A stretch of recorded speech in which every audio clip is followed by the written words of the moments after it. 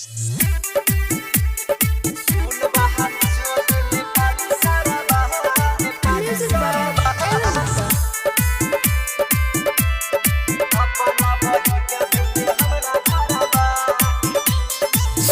बहन चोद नेपाली सरबा अपना बहिन के भेज दे हमरा घरबा।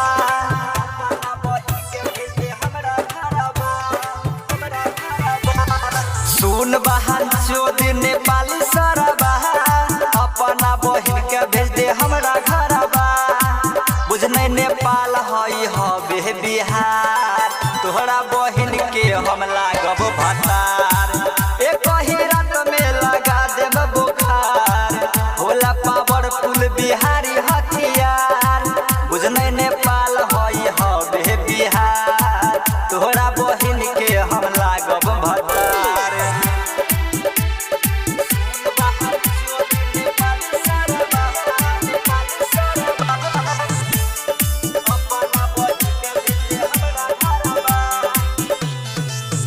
हम बिहारी तोरा माही के दामाद रे सुन रे नेपाली साला याद कले आज रे। फेर हई हम बिहारी तोरा माही के दामाद रे सुन रे नेपाली साला याद कले आज रे। हई बिहार के हम बड़ा रंगदार तोरा बहिन के हम लागब भतार। एक ही रात में लगा देब बुखार होला पावरफुल बिहारी हथियार। बुझने नेपाल ई हबे बिहार तोहरा बहिन के हम लागब भतार।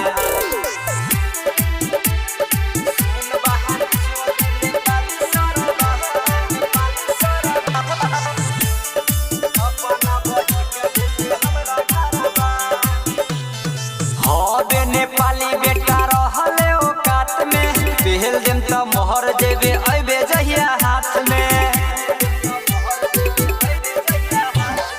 हबे नेपाली बेटा रहले औकात में पहल दिन त मोहर देवे अबे जहिया हाथ में। नामे हसुमित पुजारी हमार तोरा बहिन के हम लागब भतार।